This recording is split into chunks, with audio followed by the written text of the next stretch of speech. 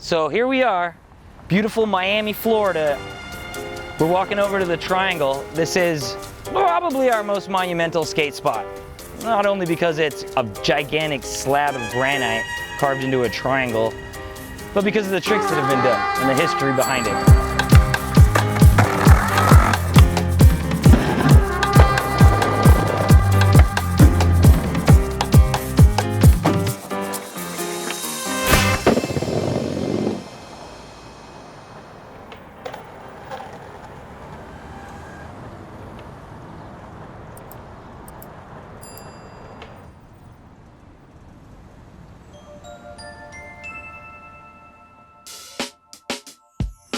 Japanese-American artist Isamu Noguchi put together a memorial for the Challenger, the crash in '86. Put this up in '87.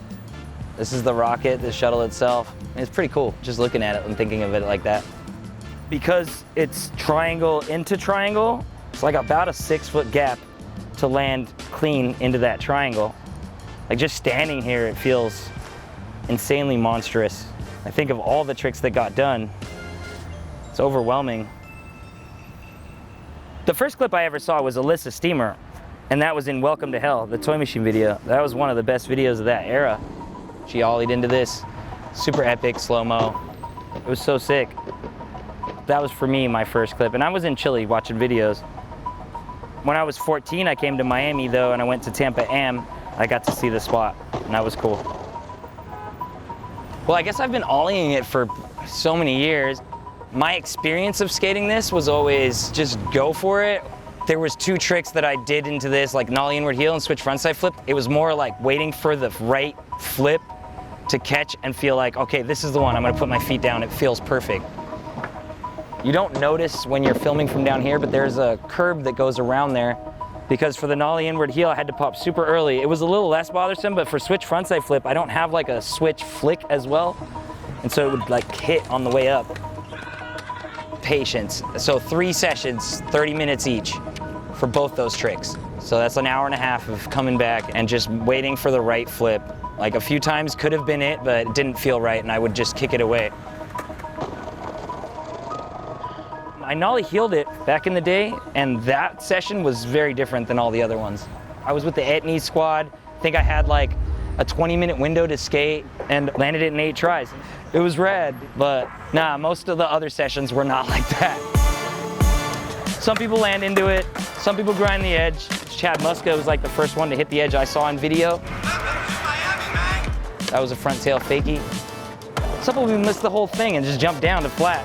I think for an A to B, I did like a back 50-50 up, front 180, back 50-50 down. You ollie up and do a flat bank trick on it. People do manis into it. I mean, Nyjah's half cab flip mani is freaking bonkers. I was here, he did like 8 half cab flips in a row, and then one of them landed a manual. Like, it's crazy. Brad Cromer and goes to ollie up, impossibled up. That's amazing way to skate it, it's so different. It's a lot of options. Another girl that skated it more recently was Alexis Salone. She kickflipped into it. So it took 28 years for another girl to get another clip on it.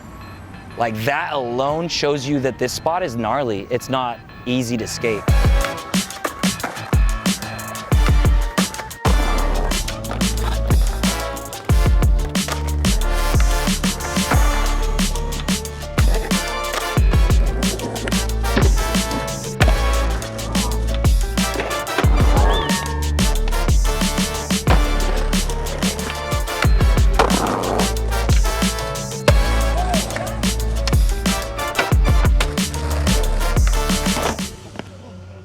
For you to roll away from a trick in here, you have to have 100% commitment and land on your board. I've watched a few people get smoked where they like flip the board, land on it, take their front foot off, front foot misses the triangle, they just get bodied. I watched Jamie Foy blunt slide it. That was hectic. That's not landing on it, but that's like commitment, dude. And like he got smoked, I think 5 times. And I'm talking like one of those for me, I'm sleeping for 2 days. He got back up and did it that same session. It was pretty impressive. He's a different breed. One one of the most iconic spots in Florida, especially around me, which is Miami. I'm only about an hour north of there, so I just grew up going down there all the time. And when I think of not just an iconic spot, an iconic, gnarly spot in downtown Miami, to me it's Triangle. So I remember just being super hyped that I was able to skate the sides. Like, to me, that was like the apex of skating on this spot. It was for the release of my 306 shoe, and I want to do it in Florida. From there, I was just like, hey, like, what trick can I do? I really want to do a trick on it that no one's done. And I already did the back blunt fakie, and then I was thinking, I was like, the way the angles are set up and everything, I think I can do an 180 switch crook. The way the triangle meets up with the ground, it kind of lets off low. So all I remember is getting in the 180 switch crook, going to get out of it, and just like being on the ground immediately, like super fast. And as I'm rolling away, I'm getting close to like where you roll off the bricks into the grass, and I just go, no way. Back then, you would kind of get kicked out a lot. There's security for the park, they would come kick you out. Cops nowadays don't really care, they will drive by. But back in the day, as soon as a cop would see you standing on top of it, they're pulling over with their lights on. Super stoked that I was able to skate while I was there. They got the turf on top now, but who knows how long it will be until someone pulls it up. You know, skaters are relentless, so we'll see how long it is until someone else gets to it. Just spots everywhere, honestly. I mean, I have 6 spots in view range. Like, just standing here, that's like PJ Ladd's ledge. Wonderful, Horrible Life. I love that ledge. I got a couple on it because of PJ. I was one of the best videos back in the day. There's a hubba that like leads straight into the ground, a tall hubba that people have done tricks over. People have done tricks into the grind and ride out, which is really crazy.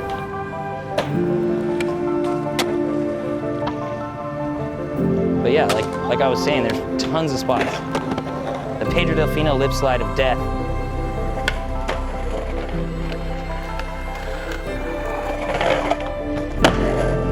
Jamie Thomas ollie over the fence. Now Jamie Foy crooked ground the hubba.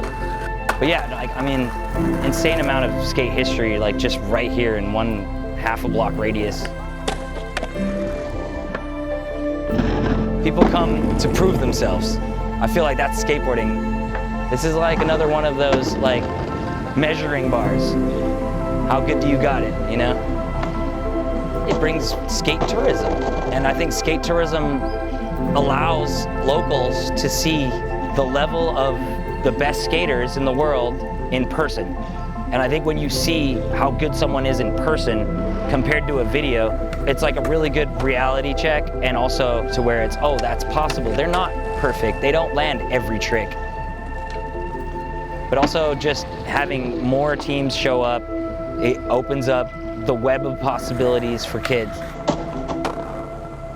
It's like a chain reaction of like more industry coming to the scene.